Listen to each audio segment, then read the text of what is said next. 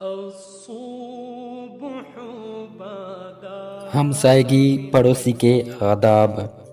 اس سلسلے میں ہم چند احادیث اور ان کی تشریح بیان کرتے ہیں۔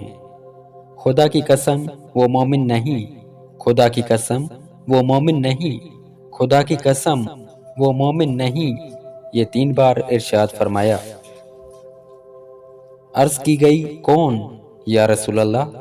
فرمایا وہ شخص کہ اس کے پڑوسی اس کی آفتوں سے محفوظ نہ ہوں۔ بخاری۔ وہ شخص جنت میں نہیں جائے گا جس کا پڑوسی اس کی آفتوں سے امن میں نہیں ہے۔ پڑوسیوں میں اللہ تعالیٰ کے نزدیک وہ بہتر ہے جو اپنے پڑوسی کا خیر خواہ ہو۔ جو شخص اللہ اور قیامت پر ایمان رکھتا ہے وہ اپنے پڑوسی کا اکرام کرے۔ مومن وہ نہیں جو خود پیٹ بھر کر کھائے اور اس کا پڑوسی اس کے پہلو میں بھوکا رہے، یعنی مومن کامل نہیں۔ ان احادیث کریمہ سے صاف روشن ہے کہ ہمسائیوں کے ساتھ محبت و اگانت سے پیش آنا، اس کی عزت بڑھانا، اس کی ضرورتوں کا خیال رکھنا اور ہر حال میں اس کا خیر خواہ رہنا ایمان و کمال ایمان کا ثمرہ اور خدا اور رسول کی محبوبیت کی علامت ہے۔ اسی لیے ایسے کے لیے جنت کے دروازے کھلے ہوئے ہیں۔ پڑوسیوں میں محبت کی ترقی اور تعلقات کی استواری کا بہترین ذریعہ باہم ہدیوں تحفوں کا تبادلہ ہے۔ اس کے لیے معمولی کھانے پینے کی چیزیں بھی کارآمد ہیں۔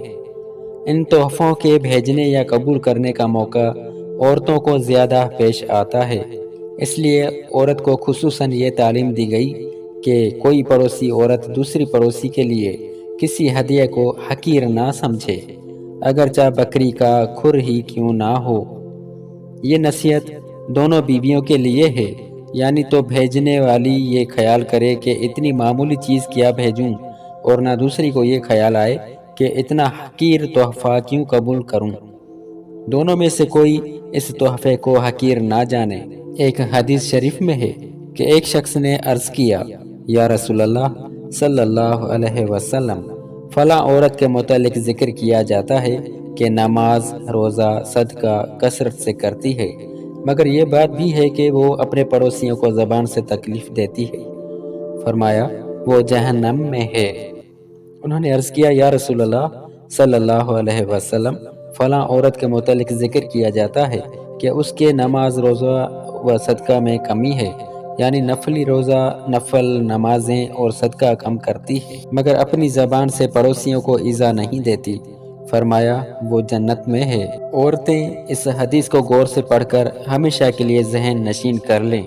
بعض احادیث میں پڑوسیوں کے یہ حقوق ارشاد فرمائے گئے ہیں: جب وہ مدد مانگے تو اس کی مدد کرو، جب کوئی چیز طلب کرے تو اسے قرض دو، جب وہ محتاج ہو تو اس کی حاجت پوری کرو، جب وہ بیمار ہو تو اس کی عیادت کرو، جب اس کے یہاں کوئی خوشی کی بات ہو تو مبارکباد دو، جب وہ کسی بلا و غم میں ہو تو اس کی تعزیت کو جاؤ، بغیر اجازت اپنی عمارت بلند نہ کرو کہ اس کی ہوا روک دو، جب وہ مر جائے تو جنازہ کے ساتھ جاؤ، میوے خریدو تو اس کے پاس بھی ہدیہ کرو، اپنی ہانڈی سے اسے ایذا نہ دو، کچھ اسے بھی دو۔